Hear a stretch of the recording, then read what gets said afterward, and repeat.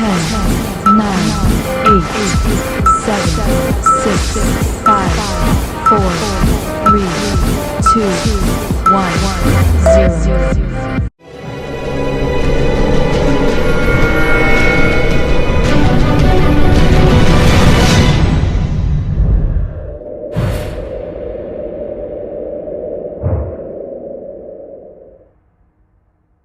Hi, buddy. How you doing? And welcome to the MAIRSY Concept. And today we've got Big Joe Egan. How you doing, Joe?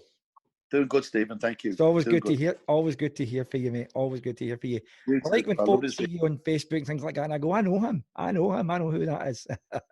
I'm the same. I both have been your pal as well. So listen, Joe. I wanted to go through just a couple of things with you there, right? Because I know that you get asked a million questions all the time, and I follow a lot of stuff that people talk to you. And I didn't want to jump into like a lot of repeat performances. And I'm being an amateur podcast by myself. Having somebody like you on is absolutely brilliant. It boosts everything with me, and I'm really happy, really pleased that you're on board for there. So, Joe, why boxing, Joe? What made you take up boxing? Stephen, like a lot of boxer stories, I started because I was getting bullied as a child. Yep. My dad worked on the building sites in the UK, and we came over from Ireland.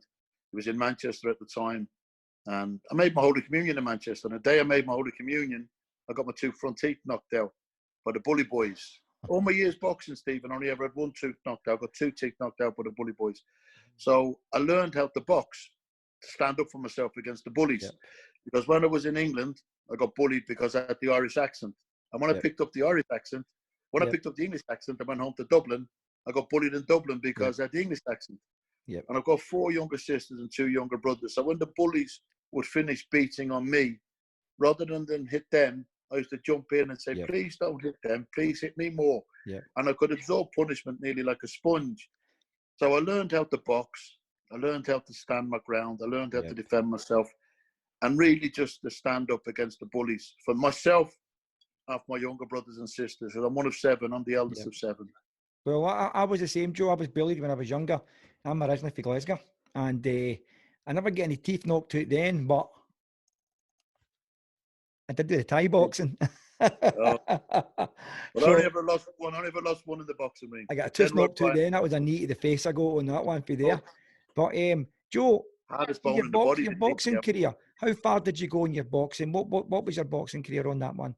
Well, when I started to learn how to box, and I thought, I'm not too bad at this. You know, I wasn't great. I wasn't anything special. I was just tough.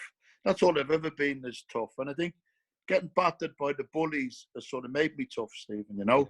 So when I started the boxing, I wasn't very skillful. I've never been very skillful. I was just game. That's, like I said, that's all I've ever been all my life. I've been courageous and brave and game. Any fighter that walks to the ring, male or female now, they're born with courage. You can't give a person courage. You can give them skills. You can teach them skills. They can improve their skills, but they cannot improve their courage. You've either got courage or you haven't got courage. If you haven't got courage, you go and play football, or you play basketball, or you play tennis, you play golf. You don't play boxing. No, it's not a game. It's a sport, but it's not a game, and it's a. I've never been interested in any other sport in my life. You know, never been interested in any other sport. Best sport in the world. I'm biased being an ex-fighter, but when I started, we started an amateur boxing club, the North, and Paddy Finn was the Irish heavyweight boxing champion. And I just wanted to emulate Paddy Finn because he was the heavyweight champ and everybody looked up to him. He's 6'5", so that's why everybody looked up to him. But not just because of his height, but because of his achievements in boxing. He was the Irish heavyweight boxing champion.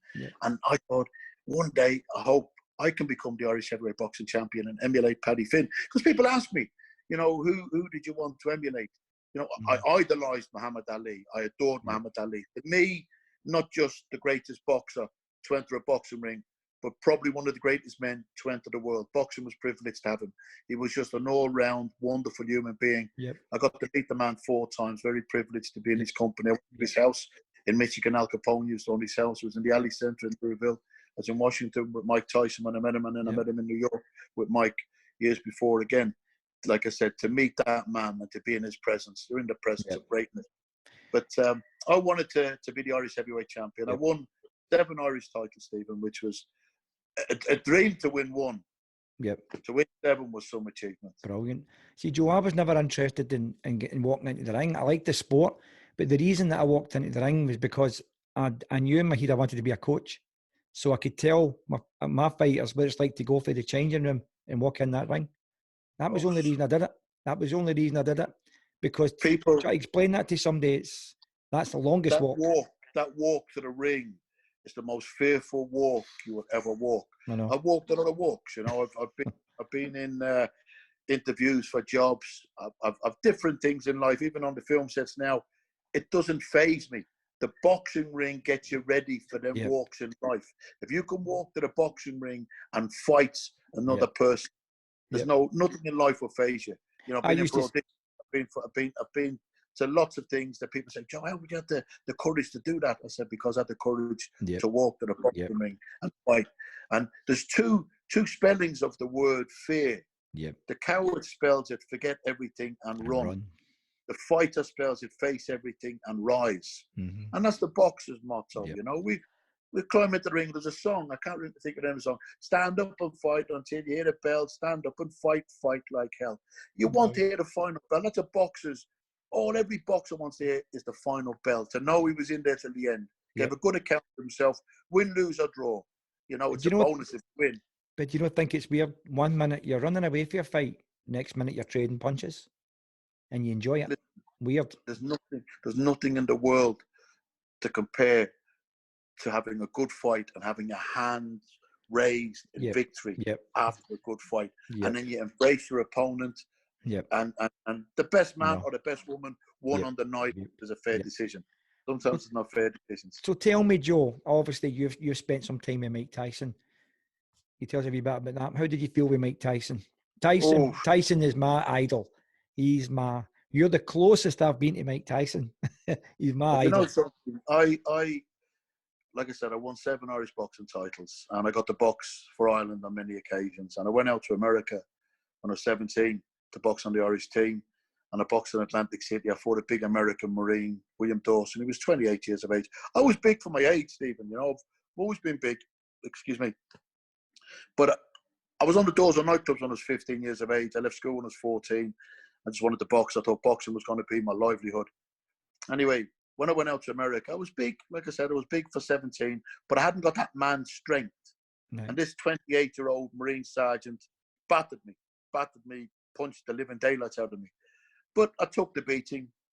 I've been well used to taking beatings at that stage in my life. Or, like I said, by bullies. 9 times out of 10, there's a gang of bullies beating me. When I was in the boxing ring, there was only one man beating me. He had a break in between rounds. He had gloves on. He had a referee and medical care. So it wasn't as bad as getting beaten by the bullies. But William Dawson gave me a right pasting. But after the fight, Floyd Patterson was in attendance. And wherever I did during the fight, it impressed Floyd Patterson. Floyd was married to an Irish lady from Offaly. So I had a big interest in the Irish boxing team. Anyway, Paul Fitzgerald, the featherweight, he won. He was very impressive in winning. And whatever I did in losing, it impressed Floyd Patterson. And he came over to me and he said to me, you're a young man and you've got an abundance of courage and you took a licking this day. He said, we can work on your skills. We can improve your skills. Would you like to stay on in America? And I thought, yeah, of course I would. I wouldn't have had the money to come back, you know. So I said, yes, I'll stay. So I remember phoning my mum. I said, Mum, I'm staying in America. Oh, son, she said, you'll never come home. I said, I'll be home next year, Mum. Floyd Patterson's given me the chance to stay in America. Anyway, we went to Gleason's gym and I sparred with a couple of heavyweights in Gleason's gym. Bob Jackson and Al Gavin, they looked after me in Gleason's gym. They bought the original gymnasium, of course. And they looked after me and I sparred with these 2 pro heavyweights, Art Tucker. I can't remember the other heavyweiight's name. Anyway, I gave a good account. I remember good heavyweight. Tucker. Yeah, good heavyweight, Art was. I remember that Tucker, aye. Yeah. Anyway, I gave a good account of myself, and Al Gavin and Bob Jackson said, there's a young heavyweight in the Catskills. They're called Mike Tyson, and he's looking for sparring partners. I'd never heard of Mike Tyson. I didn't know who Mike Tyson was. He was making big waves in America. 17 years of age, knocking men out left, right, and centre. But I was just so happy to hear that he was 17. I'm actually 6 months older than Mike. So I said, yeah, he's the same age as me. I've been so used to fighting men because of my size. And like I said, I was on the doors of nightclubs at 15. So I thought it was a big, tough guy at 17. Anyway, got to the Catskills, met Cuss, Camille and Manny, met Jay and Tom, Mike's stepbrothers, and some other people that were there. Then I met Mike. And I thought, this is the guy I'm going to be sparring with. He was shorter than me, 6 months younger than me, because his birthday's June. He's June 66, so I'm November 65. So I'm like 7 months older than Mike. So he's younger than me, shorter than me, and he spoke with a bit of a lisp. And I thought, I'm going to batter him. He won't be able for me. And I was actually, I was so confident. We spoke that night about Barry McGuigan, who was the Irish boxing hero, world champion, and went on to win world titles, like I said, and was phenomenal athlete for Ireland, boxer for Ireland. And he had a great relationship at the time with Mr. Eastwood, and Mike was fascinated with the relationship that they had, because it was similar to what Mike had with Cuss. Yep. We walked and talked and spoke about pigeons and boxing history and all sorts, and we were getting on so well. I actually started to feel sorry for him, Stephen. I thought, I really like you. I'm going to batter you in the sparring tomorrow. You know, but I didn't know what he was doing. Anyway, the next morning we went for a jog for about half a mile together, and he took off like a gazelle. And I thought, that's right, you tire yourself out. I'm going to batter you later. Later on that day, we come back to the house, had some breakfast, went to bed for a few hours, got ourselves ready then to go to the gym on the minibus. Suddenly all these big, powerful men appeared. You know, I didn't know who they were. I thought, well, they're going to box together. And then me and my two boys are going to box together. And they were very somber. They were getting onto the minibus like men going to the gallows, right? But what I didn't know, they knew what was coming. Stupid Paddy here didn't know what was coming. I didn't know what was coming. They knew what was coming. I was so relaxed. I was so happy. I felt really confident, Stephen. Anyway, travelled in a minibus. I'm nice and relaxed. Got to the gym, off the police station in the Catskills, and so relaxed, kitted up, shadow boxing, bandaged up. Then Cuss said, "Okay, glove up for sparring." Yep. I'm looking around. I thought, what's going on? All these men were so terrified. Next one, I look into the ring, and Mike was pacing the ring, and he had his shirt off. And I'm looking, and I thought, that's not the same boy I ran with this morning. That's not the same boy I watched films with last night. Yep. That's the same boy I sat next to on the minibus. He just looked ferocious. And his physique, 17, his neck. Yep. Oh, some neck. Phenomenal. Anyway, Cuss pointed to the first heavyweight man to get into the ring, and Mike knocked him spark out. I do tell people I ruined a good pair of underpants at that moment in time. I shit myself. I thought, Jesus, how can a 17-year-old boy have that much power? Anyway, two more got in. They got dispatched pretty quick. I was number 4. I got battered. But I stayed on my feet for the 3 minutes, longer than the 3 previous sparring partners. I got out. A couple more got in. Then I got back in again. I did 6 minutes with him that day. I got battered. But I stayed on with him, Stephen, for nearly 2 years. It made me cry. He made me cry so many times. Battered me many times. I'll tell you... But listen, Stephen, if you're going to get battered, I know. You get by the best. My good friend, Joe Hughes, that you helped me out with that when he was really chuffed with that. He's read your book, you know, for there, and he was telling us, it's actually a brilliant read, and he was telling us about it where you were lying in the room, and you said you were maybe like greeting or sort of, you know, like whimpering and stuff, and Tyson had come in and says, "Are you all right?" And you said you were missing the family. I'll tell you the story now, Stephen. I'll tell you the story. It was the day Sugar Ray Leonard came to watch him box. Right? Now, Ray Leonard came on a couple of occasions, but this was the first time that Sugar Ray Leonard had come. Now, Mike was in awe of Sugar Ray Leonard. They've got the most phenomenal friendship, because when Mike was in the Young Offender Centre, Sugar Ray Leonard came to visit him. In the centre, not came to visit Mike, but came to visit the boys in the Young Offender Centre. And Mike was a shy, timid boy at that stage, and everybody was hustling around Ray Leonard. And as Ray Leonard was leaving, Mike was sitting in a corner. He hadn't met Ray at that stage. And then Ray Leonard came over to him and spoke to Mike and embraced Mike. And Mike never forgot that this man, before he left, made sure that Mike got to speak to him. And Mike had an affection for the man from that time in the Young Offender Centre. And they've since become great friends through their career, through Mike's career. Anyway, this particular day, Ray was coming to the gym to watch the sparring. And Mike savagely beat the sparring partners to show off his arsenal of what he was capable of doing. Anyway, I took a ferocious beating that day. And we went back to the home. And Cuss used to insist that we all had dinner together, right, in the house. There was an annex for the sparring partners. Sometimes they ate on their own. People looking after them. Sometimes they'd come to the house, depending on if they were regular sparring partners. If they were only in and out in the same day or 2 days, you know, they didn't get sort of the luxury of the home, the house. But you know, by looking at me, Stephen, I don't miss many meals. right? But this particular night, my jaw was that sore, my body was that sore. I couldn't eat dinner. So Cuss wouldn't start the dinner until I was at the table. I didn't know this. Anyway, Mike came to the room to see was I okay, and he came up with his two stepbrothers, Jay and Tom. Now, don't forget, we're only 17, 18 years of age maybe at this stage. And boys can be cruel sometimes to each other. He didn't come in and gloat the fact that he battered me. He came in and was very, very concerned that I was hurt. I was crying on the bed, holding my pillow, crying. And he said, Joe, man, he said, there's no need for you to cry. We know you're homesick, but we're your family now. Yep. I wasn't crying because I was homesick. I was crying because he was after battering me. But at that moment, at that moment in time, I had such a great affection for him. Absolutely, you brilliant. know, they did. I was made to feel like it was a home from home. And still to this day, Steve, with my friends, how many years? 37, almost 38 years. Yep. He's visited my mum in Dublin on 3 occasions. Brilliant. You know, he speaks to my mum regular on the phone. And it's wonderful. My mum used to speak to him. He used to say, she was going, Mike, thank you so much for looking after my son, Joe. He was battering me week in, week out. But what did you think of the peekaboo style when you were sparring with him? Do you know something? His style, Cuss worked with 3 world champions. He worked with a lot of fighters, but he worked with 3 world champions: Jose Torres, Floyd Patterson, and Mike. And them 3, like I said, won 3 world titles for him. But Mike's style of fighting was just the speed that he boxed, the speed to deliver the punch, the aggression that he had. His style, I can't see it ever being repeated the way he fought.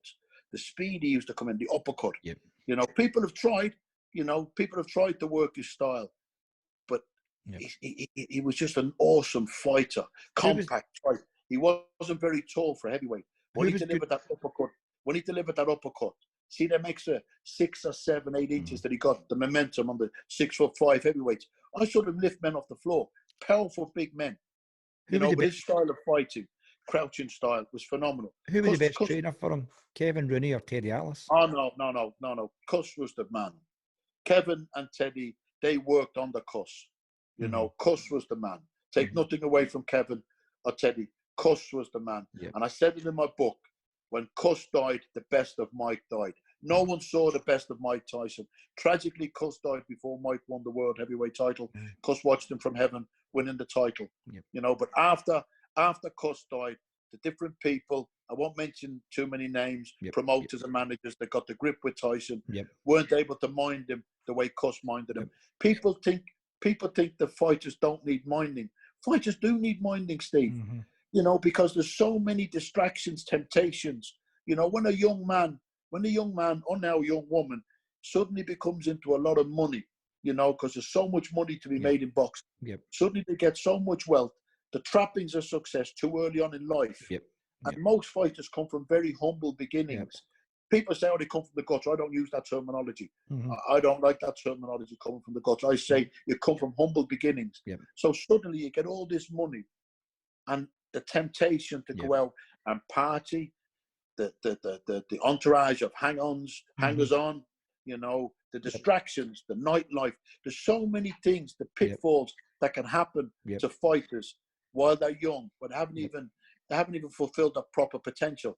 But Cuss minded Mike. He wrapped him in cotton wool, and because he'd been so used with previous fights, like I said, with Floyd and with Jose, so he'd been used to what comes along when you become a contender or a champion. And Mike wasn't minded the way he should have been minded by other people after Cuss died. Joe, why acting? What made you get into acting? Do you know something? It was really, Stephen, it was really a stroke of luck, really, as it came a result of the book, which came as a stroke of luck as well. Pardon me. I did a dinner one night.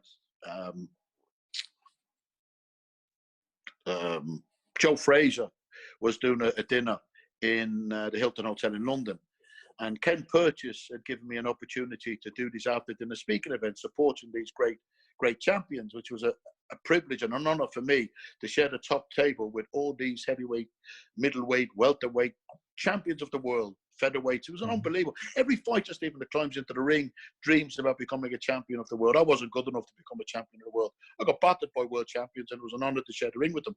But I wasn't good enough to be a world champion. It was my dream. Pardon me. I got the opportunity to share the top table with Joe Frazier at the Hilton in London. And I'd sparred Tyson for the marvellous Frazier fight. And Cass Pennant was in attendance. Can I tell you something for just 2 seconds, Joe? I met Marvis Fraser down in London. We were guests by a very good friend of mine with Sean O'Grady. Sean O'Grady was over here commentating. Oh, no, Sean. We were guests, and it was the Harold Bomber Graham fight with Vinny Pazienza. And we were guests. And I remember this name came up, Marvis Fraser. And I said, God, he fought Mike Tyson, you know. So anything to do with Mike Tyson, I'm always addicted to. Oh, And yes. so we were ushered backstage. We'd pass backstage passes. So before I went round, and I stopped Marvis Fraser and I said, "How you doing, Mr. Fraser?" I said, "My name is Stephen Mayer. I'm from Scotland," as if somebody knows me, you know. Yeah. He was so nice. He was so nice. Oh, most big fighters guy. Stephen. Most fighters are nice guys. He is. And I says to him, "Can I ask you a question?" And he said, "Is it about Mike Tyson?" I said, "It is." I goes, "How did you feel fighting Mike Tyson?" He said, "Let me tell you right now, short and sweet." He said, "How I felt that night," he said, "I genuinely thought I was going to dethrone him." His words. I was going to dethrone Mike Tyson. He said, I truly believed in my heart that's how it was going to happen. Now, this was Marvis Fraser telling me this story, right? Yes. And he says, I was in the ring, and he says, before I know it, well, you know the result of the fight, 30 seconds or so. Yes. He said, that was me and the Flair, and the referee, Richard Steelwood, says to him, "Marvis, are you okay?" And he said, and I just turned around and said, Mom, I'm on the party, Mom, I'm on the party. And that's what he says to me. He said he's never been hit so hard or so fast in his whole life. Stephen, it's unreal the power that he's got. Yep. You know, but yep. I never got decked by Tyson. But we'll go back to the book. I'll just tell you a quick story, Stephen, about the first time that I got decked. Right, I was boxing in Athens in 1987, and I was fighting the Italian. No, I beat the Italian. I was fighting the Greek, Georgios Stephanopoulos. Anyway, second round, caught me. It was a pelt. I was damaged anyway. I didn't see the punch coming, and I was on the deck. Now my dad used to call me for my runs in the morning. He'd say, "Come on, get up for your runs." I said, "Dad, I don't want to go running." He'd say, "Drag yourself out of bed." He said, "It's like dragging yourself off the deck when you get decked." I said, "Dad, no one's ever going to put me down. No one's going to put me down." Anyway, when the Greek decked me, I hit the deck pretty hard. It was a phenomenal punch. I didn't see it coming. Second round. Anyway, I was lying on the deck, and I really thought I was in bed, Stephen. I was pulling the bed sheets over me like this, right? And I'm lying on the deck. I swear to God, I'm not ashamed to say it. The best of men have gone down. Anyway, the best of men have got up. I got up, but I was beat. But I got beat on my feet. Yeah. But as I was pulling what I thought was the sheets over me, my two corner men, Mickey Hawkins and Jerry Hanna, they thought I was calling them into the ring. I wasn't. I was pulling the bed sheets over me. Anyway, I turned onto my side, turned onto my left side. My left eye was closed. This eye was open, and I saw the referee go 5. So for at least 8 to 10 seconds, from the time he hit me to the time I fell to the time I hit the deck, I don't remember it. And I just saw the referee go 5, and I thought, "Oh, I'm on the deck here. I'm in trouble." So I got myself up, but by the time I got to my feet, my corner men were in the ring. I sort of fell into their arms, and I got beat on my feet. I got stopped on my feet, but he went on to win the gold medal. So I lost to the eventual gold medalist. I got a bronze medal. But I remember phoning my dad. I said, "Dad," I said, "I've won a bronze medal." He said, "Well done, son."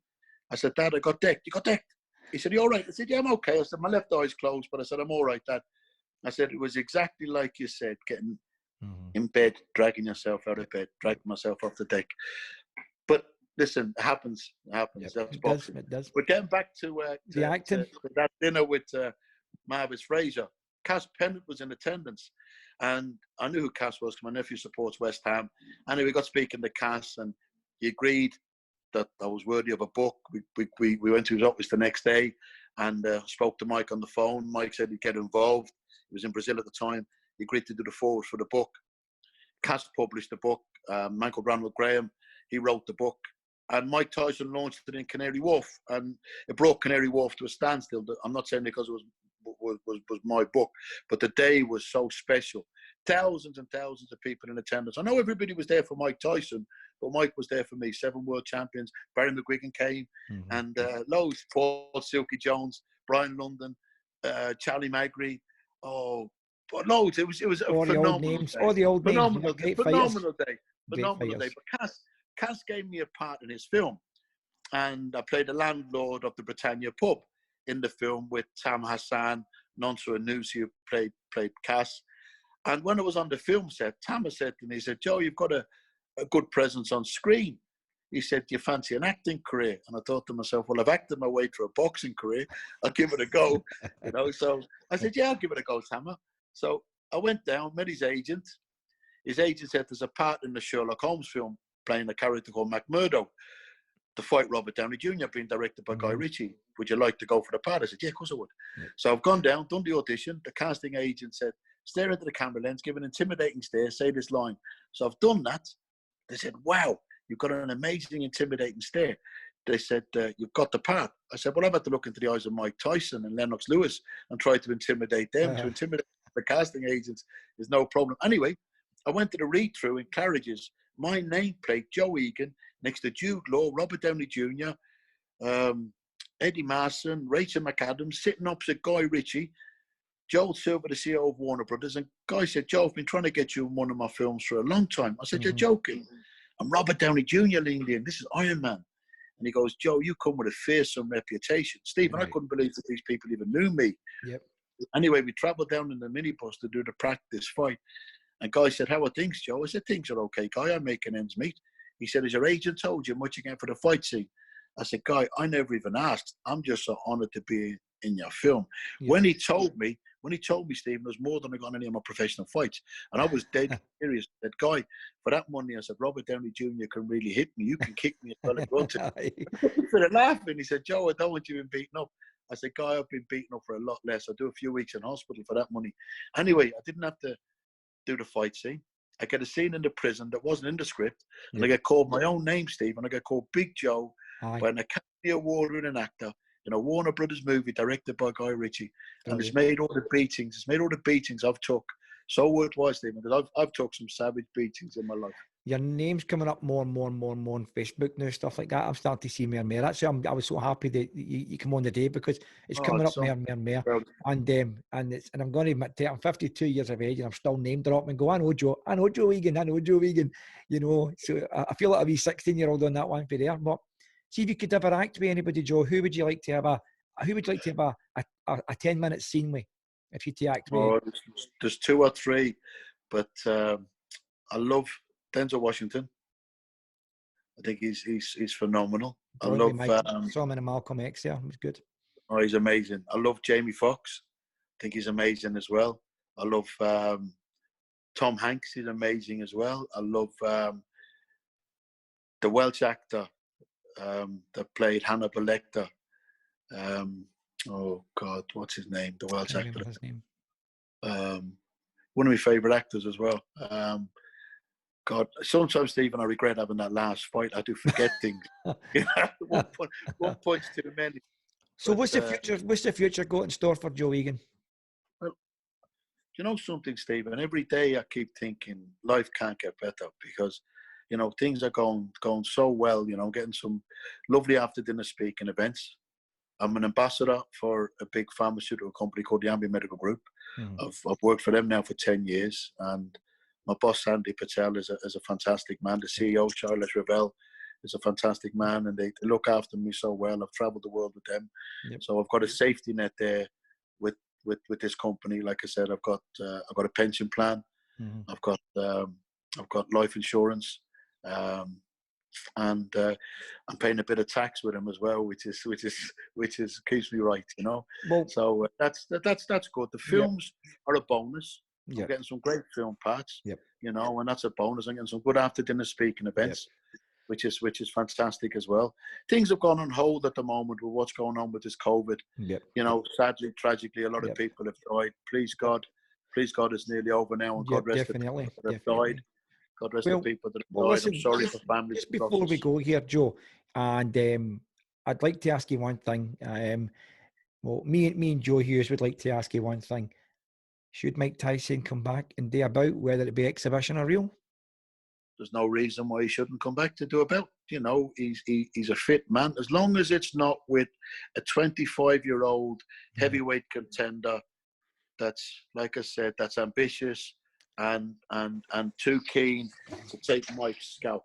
Do you As know long what? as he gets in, as long as he gets in there with the likes of Evander Holyfield or Buster Douglas, men of similar ages of himself that are going to be of the same ability as himself. He looks phenomenal on the pads, but he doesn't need to get in. He doesn't need to get in with a 25-year-old heavyweight contender that wants to take his head off. Well, I'll tell you what I would like to see. Mike's been there and done it, Stephen. And that's right. And like I say, he looks phenomenal on the pads. Yep. He's probably doing a bit of sparring and looking phenomenal in sparring. Well, I'll tell you what I would love to see, Joe. One off Kevin Rooney in his corner.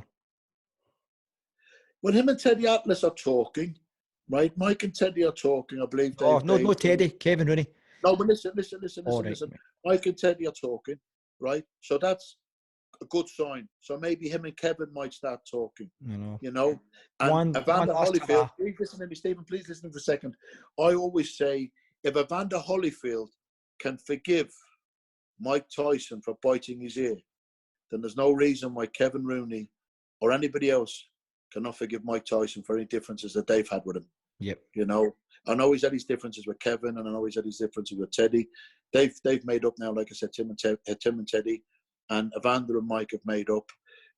Evander has forgiven him. He's a man of God, Evander, and he's forgiven him for the bite that he took out of his ear. Yep. And I hope that, I really do, because I hope that Kevin and Mike, like I said, with life, we're not here for a long time, and this COVID has shown that people have been took too early in their lives. Yep. And before Mike comes to the end of his life, or Kevin comes to the end of his life, it would be nice if they can reconcile and make up. You know, Cuss is watching up from heaven. Kevin Rooney looks so much like Cuss Tomato now. Kevin's a nice man. Kevin's a nice man, but Kevin, I met him down in London with Sean O'Grady. Amazing. Good chat with him. Kevin's a nice man.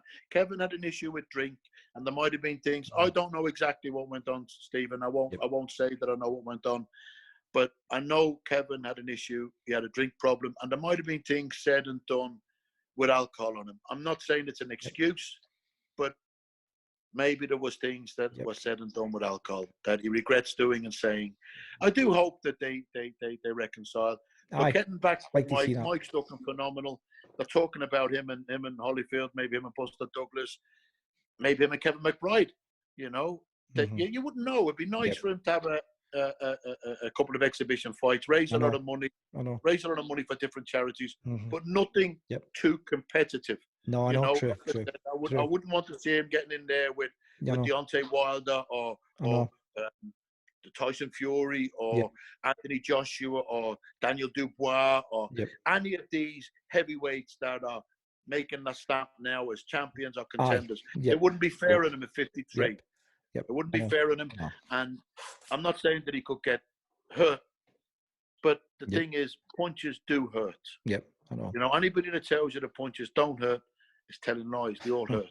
And the older you get, the longer you take to heal. You know, so if Mike gets in there with somebody of his own age or even a little bit older, with somebody who just wants to go through the motion of an exhibition fight, that's not going to go in there and try and take his head off with an ego trip.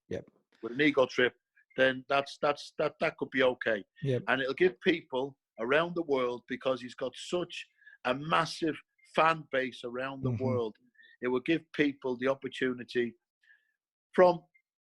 It's funny because children that weren't even born when Mike was boxing are Mike Tyson fans. You know, the impact that he's made on the world boxing scene. The youngest ever heavyweight champion of the world.